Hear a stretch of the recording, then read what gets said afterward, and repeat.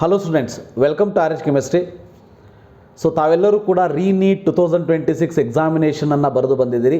ಯಾರ್ಯಾರು ನೀಟ್ ಎಸ್ಪಿರೆಂಟ್ಸ್ ಇದ್ರಿ ಅವರುಗಳು. ಸೊ ಈಗ ಅನಾಲಿಸಿಸನ್ನು ಮಾಡುವಂಥ ಸಮಯ. ಎಸ್ ಮೈ ಡಿಯರ್ ಸ್ಟೂಡೆಂಟ್ಸ್, ನನ್ನ ಒಂದು ಅಭಿಪ್ರಾಯ ಪೇಪರ್ ಬಗ್ಗೆ ಏನು ಅನ್ನೋದನ್ನು ಹೇಳ್ತೀನಿ.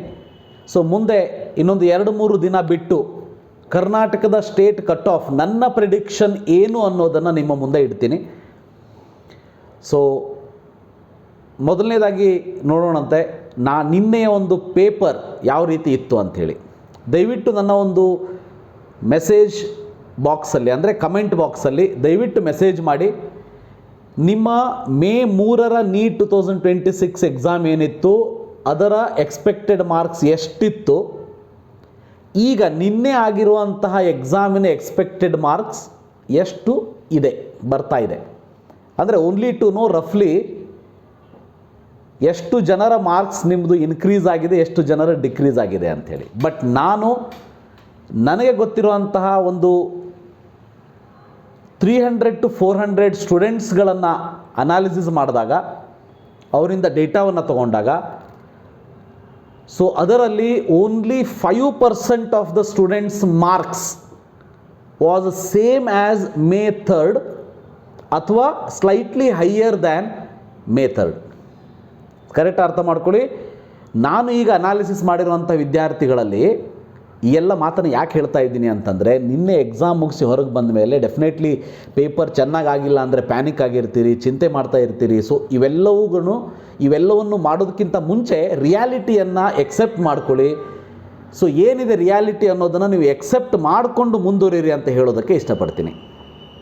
ಸೊ ನಾನು ಆಲ್ರೆಡಿ ಹೇಳಿರೋ ಹಾಗೆ ಒಂದು 300 ಸ್ಟೂಡೆಂಟ್ಸ್ಗಳ ಡೇಟಾವನ್ನು ನಾನು ನೋಡಿದಾಗ ನಾನು ಕಂಡುಕೊಂಡಿದ್ದೇನಂತಂದರೆ, ಅದರಲ್ಲಿ 5% ಆಫ್ ದ ಸ್ಟೂಡೆಂಟ್ಸ್ ಅಂದರೆ ಒಂದು 10 to 15 ಸ್ಟೂಡೆಂಟ್ಸ್ಗಳದ್ದು ಮಾತ್ರ ಐದರ್ ನೀಟ್ ಮೇ 3rd ಎಕ್ಸಾಮ್ ಏನಿತ್ತು ಅದರ ಇಕ್ವ್ಯಾಲೆಂಟ್ ಇದೆ ಅಥವಾ ಅದಕ್ಕಿಂತ ಸ್ವಲ್ಪ ಜಾಸ್ತಿ ಇದೆ.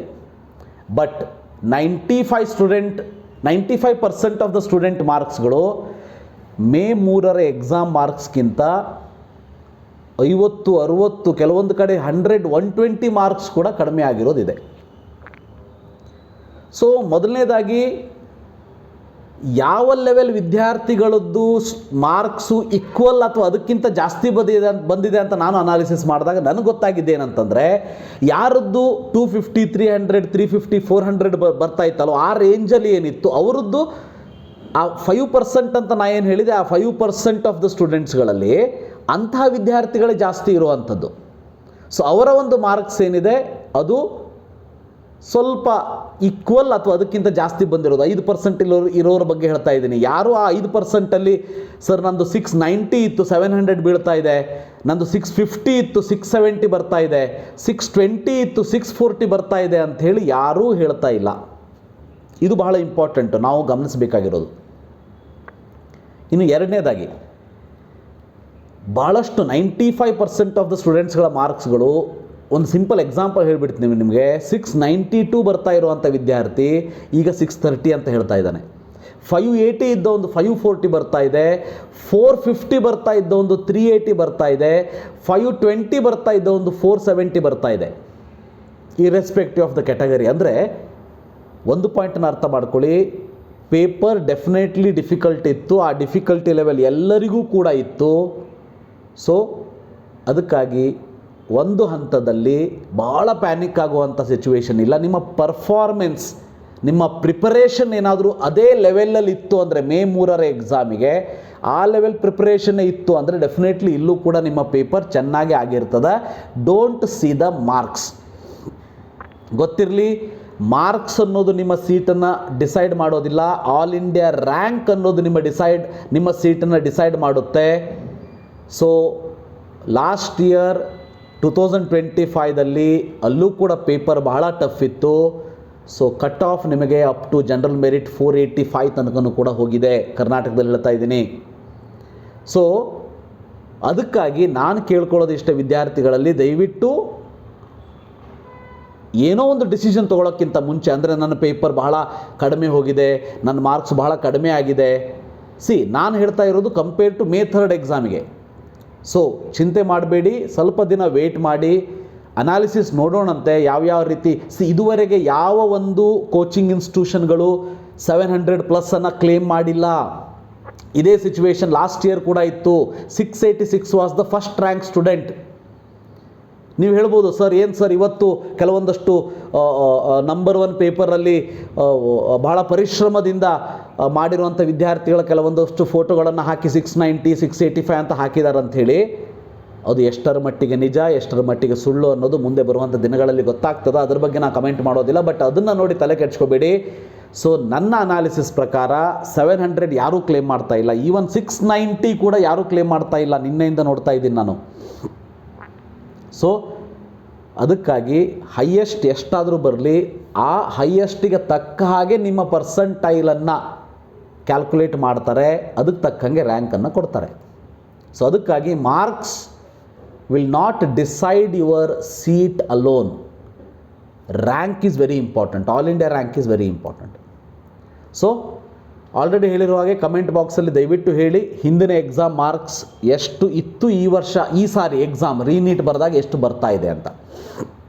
ಇನ್ನು ಪೇಪರ್ ಅನಾಲಿಸಿಸ್ ಮಾಡೋಣಂತೆ. ಸೊ ಪೇಪರನ್ನು ಅನಾಲಿಸಿಸ್ ಮಾಡೋದಕ್ಕಿಂತ ಮುಂಚೆ ಒಂದು ಪಾಯಿಂಟ್ ಅರ್ಥ ಮಾಡ್ಕೊಳ್ಳಿ. ನಂಬರ್ ಆಫ್ ಸೀಟ್ಸ್ ಲಾಸ್ಟ್ ಇಯರ್ಗಿಂತ ಜಾಸ್ತಿ ಆಗಿದೆ. ಅಂದರೆ ಲಾಸ್ಟ್ ಇಯರ್ ಜಾಸ್ತಿ ಆಗಿತ್ತು ಕೊನೆಗೆ, ಸೊ ಅದಕ್ಕಿಂತ ಜಾಸ್ತಿ ಈ ವರ್ಷ ಆಗ್ತದೆ. ಎರಡನೇದು seriousness which was there for the May 3rd was totally different and now it was totally different. ಅದನ್ನು ಕೂಡ ಹೇಳ್ತೀನಿ. 100 ಜನರಲ್ಲಿ 90 ಜನರ ಸೀರಿಯಸ್ನೆಸ್ May 3ಕ್ಕೇನಿತ್ತು ಅದು ಡೆಫಿನೆಟ್ಲಿ ಸ್ವಲ್ಪನಾದರೂ ಕಡಿಮೆ ಆಗಿತ್ತು. ಅದು ಮೇ ಬಿ ಬೇಜಾರಿಂದನೋ ಪ್ಯಾನಿಕ್ಕಿಂದನೋ ಹೆಂಗೆ ಬರ್ತದೋ ಅನ್ನೋ ಹೆದರಿಕೆಯಿಂದನೋ whatever it may be 10% ಅದು ಜಾಸ್ತಿನೇ ಆಯಿತು. But 10% may be seriousness they maintain in the same level ಅಥವಾ ಸ್ವಲ್ಪ ಜಾಸ್ತಿ ಮಾಡಿಕೊಂಡಿರಬೇಕು. ಬಟ್ ಸ್ವಲ್ಪ ಜಾಸ್ತಿ ಆಗಿದ್ದರೂ ಕೂಡ ಓವರಾಲ್ ಆಗಿ seriousness of the students decreased. ಅದು ಆ್ಯಸ್ ಅ ಪೇರೆಂಟ್ ನಿಮಗೂ ಗೊತ್ತಾಗಿದೆ, ಆ್ಯಸ್ ಅ ಮಕ್ಕಳು ನಿಮಗೂ ಕೂಡ ಗೊತ್ತಾಗಿದೆ. ಸೊ ಇದು ಬಹಳ ಡಿಫಿಕಲ್ಟ್ ಆಗ್ತದೆ, ಅಂದರೆ ಇದು ಬಹಳ ಅಫೆಕ್ಟ್ ಮಾಡ್ತದೆ. ಇನ್ನು ಮೂರನೇದಾಗಿ ಪೇಪರ್ ಬಗ್ಗೆ ಹೇಳಬೇಕಂದ್ರೆ definitely biology was easier, almost same level to that May 3rd exam. ಆದರೆ ನಾನು May 3ಗೆ ಕಂಪೇರ್ ಮಾಡಿದರೆ ಸ್ಲೈಟ್ಲಿ ಡಿಫಿಕಲ್ಟ್ ಅಂತ ಹೇಳ್ತೀನಿ. ಡಿಫಿಕಲ್ಟ್ ನಾನು ಹೇಳ್ತಾ ಇರೋ ಸೆನ್ಸ್ ಏನಂದರೆ ನಿಮ್ಮ ಸೀರಿಯಸ್ನೆಸ್ ಕಡಿಮೆ ಆಗಿತ್ತು. ಎರಡನೇದಾಗಿ ಟೈಮ್ ಲೆಂದಿ ಆಗಿರೋದ್ರಿಂದ, ಪೇಪರ್ ಲೆಂದಿ ಇತ್ತು. ಈ ಸಾರಿ 15 ನಿಮಿಷ ಟೈಮ್ ಕೊಟ್ಟಿದ್ದಾರೆ ಅಂತ ಅಂದ್ಕೊಂಡ್ರೂ ಕೂಡ ಟೈಮ್ ಸಾಕಾಗಿರಲಿಲ್ಲ. ಪೇಪರ್ ಈಸಿ ಇದ್ದರೂ ಕೂಡ ಟೈಮ್ ಸಾಕಾಗಿರಲಿಲ್ಲ. ಸೊ ಎರಡನೇದಾಗಿ ಫಿಸಿಕ್ಸ್ ಕೆಮಿಸ್ಟ್ರಿ ಹೇಳ್ಬೋಣಂತೆ. ಕೆಮಿಸ್ಟ್ರಿ ನನ್ನ ಸಬ್ಜೆಕ್ಟ್ ಆಗಿರೋದನ್ನು ನಾನು ಅನಾಲಿಸಿಸ್ ಮಾಡಿದ್ದು. Chemistry paper was tough. ನಾನು ನಾಟ್ ಈಸಿ ಅಥವಾ ಈಸಿ ಟು ಮಾಡರೇಟ್ ಅಂತ ಹೇಳೋದಿಲ್ಲ, ನಾನು ಅದನ್ನು ಟಫ್ ಅನ್ನೋ ಕ್ಯಾಟಗರಿಯಲ್ಲೇ ಹಾಕ್ತೀನಿ. ನಾನು ನಿನ್ನೆ ಫಸ್ಟ್ ಇನ್ಸ್ಟಂಟಲ್ಲಿ ಪೇಪರ್ ನೋಡಿದಾಗ ಸ್ವಲ್ಪ ಈಸಿ ಅಂದರೆ moderate ಲೆವೆಲಲ್ಲಿದೆ. Compare to May 3rd definitely tough ಇದೆ. ಬಟ್ ಲಾಸ್ಟ್ ಇಯರ್ 2025 ಕಂಪೇರ್ ಮಾಡಿದರೆ ಮಾಡರೇಟ್ ಲೆವೆಲ್ ಇದೆ ಅಂತ ಅಂದ್ಕೊಂಡಿದ್ದೆ. ಬಟ್ 2025ಕ್ಕಿಂತ ಟಫ್ ಇದೆ ಕೆಮಿಸ್ಟ್ರಿ. ಭಾಳಷ್ಟು ಜನ ಇದನ್ನು ಒಪ್ಕೋತೀರಿ ಕೂಡ. ಯಾಕೆ? ಫಿಸಿಕಲ್ ಕೆಮಿಸ್ಟ್ರಿಯಲ್ಲಿ ಭಾಳಷ್ಟು ಕ್ಯಾಲ್ಕುಲೇಷನನ್ನು ಕೇಳಿದರು. ಇನ್ಆರ್ಗ್ಯಾನಿಕ್ ವಾಸ್ ಸ್ಲೈಟ್ಲಿ ಈಸಿ ಅಂತ ಅಂದರೂ ಕೂಡ ಕನ್ಫ್ಯೂಸ್ ಆಗೋ ಹಾಗಿತ್ತು.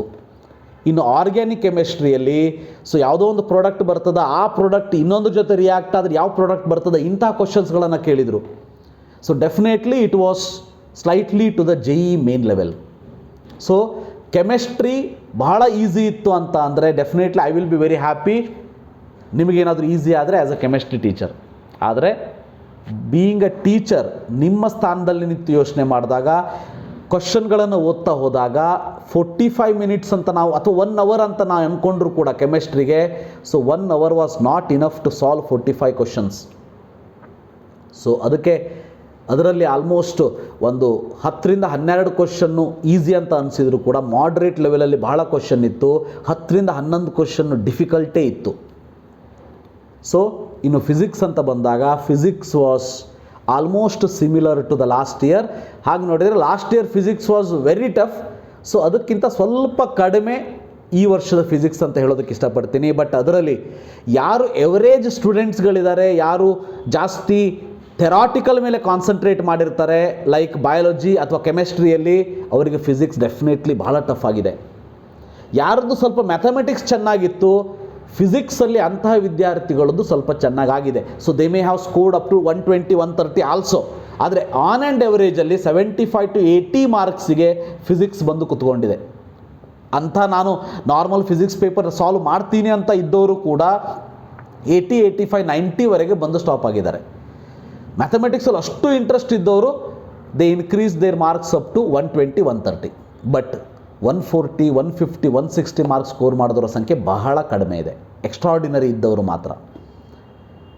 ಸೊ ಅದಕ್ಕಾಗಿ ಓವರಾಲ್ ನನ್ನ ಅನಾಲಿಸಿಸ್ಸು 2025 ಪೇಪರ್ ಕಂಪೇರ್ ಮಾಡಿದರೆ slightly easy. 2026 May 3rd exam compare ಮಾಡಿದರೆ it was definitely difficult. So biology was easy but lengthy. It was not easy to score well. 360 out of 360 ಬಯಾಲಜಿಯಲ್ಲಿ score ಮಾಡೋದು easy ಇತ್ತು, theoretically strong ಇದ್ದವರು. ಆದರೆ time ತಗೊಳ್ಳೋ ಅಂಥ paper ಆಗಿತ್ತು. ಎರಡನೇದಾಗಿ chemistry, it was not easy. May be ನಾನು ಲಾಸ್ಟ್ ಒಂದು 4-5 ವರ್ಷದ ಪೇಪರ್ ಏನು ಅನಾಲಿಸಿಸ್ ಮಾಡಿದ್ದೀನಿ ಅಥವಾ ಸಾಲ್ವ್ ಮಾಡಿದ್ದೀನಿ, ಸೊ ಅದಕ್ಕೆ ಕಂಪೇರ್ ಮಾಡಿದರೆ ಈ ವರ್ಷದ ಕೆಮಿಸ್ಟ್ರಿ ಏನಿದೆ ಸ್ವಲ್ಪ ಟಫರ್ ಸೈಡ್ ಅಂತಲೇ ಹೇಳೋದಕ್ಕೆ ಇಷ್ಟಪಡ್ತೀನಿ. ಇನ್ನು physics as usual it was tougher. May 3rd was very easy, walk on the cake ಅಂತೀವಲ್ಲ ಹಾಗೆ. ಆದರೆ 2025 ಫಿಸಿಕ್ಸ್ ಪೇಪರಿಗೆ ಕಂಪೇರ್ ಮಾಡಿದರೆ ಅದರಲ್ಲೂ ಒಂದು 2-3 ಕ್ವಶನ್ಗಳು ಬಹಳ ಹೈಯರ್ ಲೆವೆಲ್ ಕೊಟ್ಟಿದ್ದರು. ಬಟ್ ಇದರಲ್ಲಿ ಸ್ವಲ್ಪ ಅದಕ್ಕಿಂತ ಡಿಫಿಕಲ್ಟ್ ಲೆವೆಲ್ ಸ್ವಲ್ಪ ಕಡಿಮೆ ಇತ್ತು. ಆದರೆ ಡಿಫಿಕಲ್ಟಿ ಲೆವೆಲ್ ಕ್ವಶನ್ಸು ಕೂಡ ಭಾಳ ಇತ್ತು, ಮಾಡ್ರೇಟು ಭಾಳ ಇತ್ತು. ಈಸಿ ಅಂತ ಬಂದರೆ ಒಂದು 78 ಕ್ವಶನ್ಸ್ ಅಷ್ಟೇ, ಹಾಗೆ ನೋಡಿದರೆ ಈಸಿ ಅನ್ನೋ ಲೆವೆಲಿಗೆ ಇರುವಂಥದ್ದು. ಸೊ ಅದಕ್ಕಾಗಿ physics was very tough among these 3. So ಅದಕ್ಕಾಗಿ may be last year all India ಕೋಟಾದಲ್ಲಿ 525ವರೆಗೆ ಸ್ಟಾಪ್ ಆಗಿತ್ತು. ನನಗನ್ಸೋ ಪ್ರಕಾರ ಅದಕ್ಕೊಂದು 15 ಮಾರ್ಕ್ಸು ಈ ವರ್ಷ ಆ್ಯಡ್ ಆಗ್ಬೋದು, ಅರೌಂಡ್ 540ವರೆಗೆ ಬರ್ಬೋದು.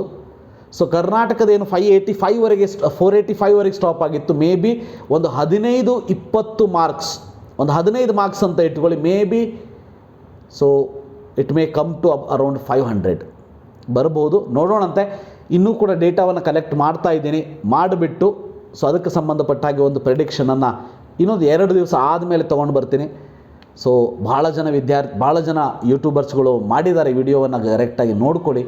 ಸೊ ಯಾರು ಪ್ರೆಡಿಕ್ಷನ್ ಮಾಡಿದರೂ ಕೂಡ ಅದು ರಿಯಲ್ ರಿಸಲ್ಟ್ ಬಂದ ಮೇಲೇ ನಮಗೆ ಅರ್ಥ ಆಗೋದು.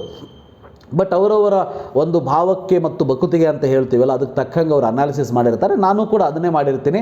ಸೊ ನನ್ನ ಒಂದು ಅನಾಲಿಸಿಸ್ ಕೂಡ ಇನ್ನೊಂದು 2 ದಿನ ಆದಮೇಲೆ ನನ್ನ ಒಂದು ಚಾನಲಲ್ಲಿ ಹಾಕ್ತೀನಿ. ಸೊ ಅಲ್ಲಿವರೆಗೆ ವೇಟ್ ಮಾಡಿ, ಯಾವುದಕ್ಕೂ ಚಿಂತೆ ಮಾಡೋದಕ್ಕೆ ಹೋಗಬೇಡಿ. ನಿಮ್ಮ ಪೇಪರ್ ಟಫ್ ಎಲ್ಲರಿಗೂ ಆಗಿದೆ. ಅದಕ್ಕಾಗಿ ಈಗ ನೀವು ಥಿಂಕ್ ಮಾಡಬೇಕಾಗಿರೋದಿಷ್ಟೇ, as a plan B engineering ಇದೆಯಾ, ವೆಟರ್ನರಿ ಇದೆಯಾ, BSc ಅಗ್ರಿಕಲ್ಚರ್ ಇದೆಯಾ, ಏನಿದೆಯಾ ಅಂತ ನೋಡಿಕೊಂಡು ಅದಕ್ಕೆ ಆಪ್ಷನ್ ಎಂಟ್ರಿಯನ್ನು May 30 ಒಳಗಾಗಿ ಮಾಡ್ಕೊಳ್ಳಿ.